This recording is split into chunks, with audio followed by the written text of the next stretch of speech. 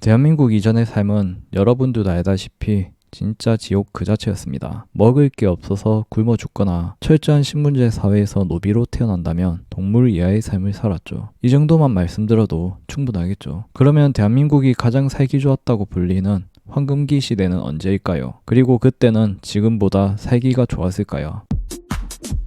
작년에 핫했던 방송 소재가 있습니다. 강한 자들만 살아남는 시대.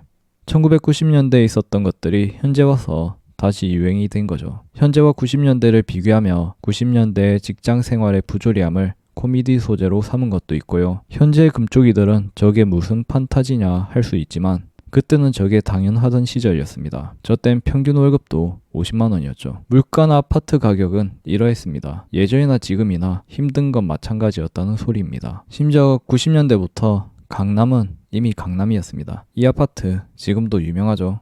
월급 50만 원이 무슨 소리냐 하실 수도 있는데 제가 그 시절 사회초년생이었던 분들한테 물어보니 실제로는 그것보다 작은 경우가 많았다고 합니다. 그 외에 여러 증언들도 있고요. 연차가 쌓일수록 대기업일수록 월급은 당연 그것보다 높았을 테니 평균 잡아 50만 원 맞고 사회초년생은 그것보다 더 낮았다는 말입니다. 그 당시 평균 월급 50만 원대에 서울 아파트 가격이 1억 2억 하던 시절이었으므로 90년대 한국도 살기 어려웠다는 말입니다. 시중 은행 금리도 10%대였으니 1억 대출할 경우 월 이자만 100만 원 정도 갚아야 했습니다. 그래서 대부분의 90년대 신혼부부들은 단칸방에서 시작했고 몇 년간 열심히 돈을 모아서 좋은 타이밍에 대출 껴서 아파트를 샀죠. 그리고 20년에서 30년간 열심히 일을 해서 받은 소득으로 매달 이자나 원금을 상환했고 자녀 2명에서 3명 키우면서 이런 부를 축적한 겁니다. 참고로 90년대 초와 90년대 후반을 같은 90년대라고 묶어서 말하기에는 약 10년 사이에 소득, 물가 모두 몇 배나 달라졌기 때문에 그 점 감안하고 봐주시면 됩니다. 그럼 지금은 왜 살기 힘들게 느껴지는가?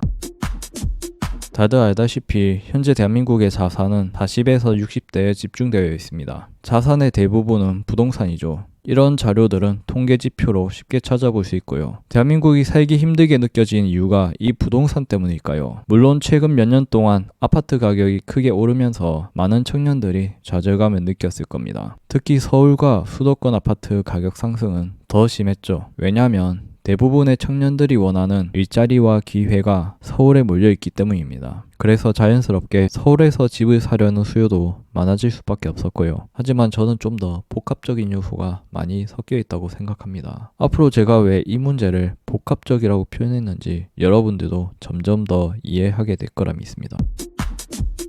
사람은 비교하는 동물입니다. 나보다 잘난 사람 또는 못난 사람을 기준으로 비교를 하며 자신의 현재 위치를 짐작하죠. 남들보다 더 잘하기 위해 노력하고 더 발전하는 것은 좋은 비교입니다. 하지만 이것이 대한민국에선 오로지 물질적인 타이틀만을 숭배하는 방식으로 변질되며 성공, 행복, 노력, 심지어 한 사람의 인생까지 물질적 기준으로 규정지어버리는 나쁜 비교로 전락하고 말았습니다. 이러한 비교 사회 속에서 많은 한국인들은 물질적 타이틀을 얻기 위해 과도한 경쟁과 스트레스를 겪고 자신의 고유한 가치마저 폄하당하죠. 특히 몇 년 전 온라인상에서 이런 현상은 극에 달했습니다. 1년에 해외여행을 몇 번이나 가는지, 신혼집은 서울 아파트에서 시작하는지, 대기업에 다니는지, 차는 무엇인지, 연봉은 얼만지, 인서울대학교 나왔는지, 금수저인지, 심지어 이런 비교 기준에 충족하지 못하는 사람들을 향해서 무시, 조롱, 비하하는 수많은 댓글과 컨텐츠들도 쏟아졌고요. 또한 서울 부동산 보유 여부가 저 비교 선동에 포함됐고 서울에 자가아파트 정도는 있어야 결혼할 수 있다는 컨텐츠들도 쏟아져 나왔습니다. 솔직히 지방에서 월 200에서 300 받으면 충분히 먹고 살면서 지방 아파트도 구매 가능합니다. 그러는 동안 경력도 쌓고 더 좋은 기회가 올 수도 있죠. 하지만 중소기업에 다니는 사람들을 조소기업 다닌다고 폄하하면서 월급 200충, 300충이라고 조롱하고 무시하는 사회 분위기가 과연 정상일까요? 그리고 많은 청년들은 자신들이 원하는 타이틀을 얻지 못할 바에 쉰다는 결론을 내리게 됩니다. 그렇기 때문에 한국이 살기 힘들게 느껴진 이유가 부동산 하나 때문이 아닌 좀 더 복합적인 이유 때문이라고 말씀드렸습니다. 저는 이런 모든 것들이 일종의 대한민국을 망치는 하나의 선동으로 보고 있습니다. 장기간 이런 걸 보고 자란 10대, 20대, 그리고 현재 30대들은 결국 무기력해질 수밖에 없습니다.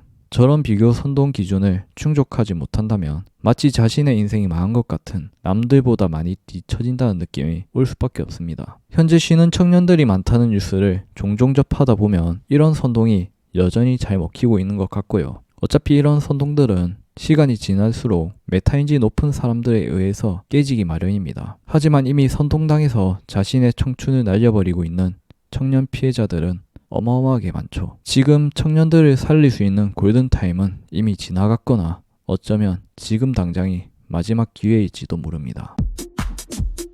해외여행이나 이민으로 선진국을 가든 후진국을 가든 각자만의 장단점이 있습니다.